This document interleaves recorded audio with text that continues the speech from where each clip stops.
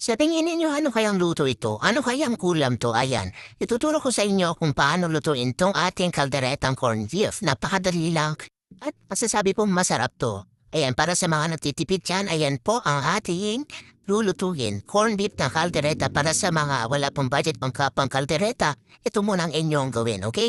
Ayan po, magigisa kayo ng carrots and patatas. After nyo pong magkisa at brown-brown na yan, isasalin nyo po yung ating inrito. Tapos after niyan, maglagay kayo ng konting butter. Tapos igisa nyo na yung mga sibuyas, bawang, pati yung ating kamatis.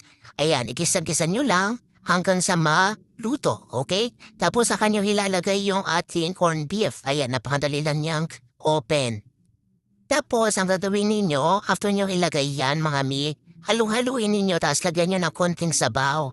Itong ulam pala na to, yes, pwede para sa mga natitipid at sa mga nagmamadali kasi napakadali niya lang lutuin. Hindi mo na kailangan pang maglagay ng mga tomato paste. Ayan, maglalagay tayo ng paminta. Ayan, para matanggal yung lansa, tapos konting asin. Nilagyan ko rin pala to ng konting asukal para mabalance. At yan, nilagyan ko rin siya ng konting seasoning. Ibalik na natin yung patatas and yung carrots na pinrito natin kanina, okay?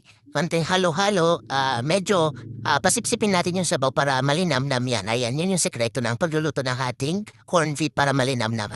At ito na nga po ang ating finish na ulam. Ayan, try nyo na rin. Bye!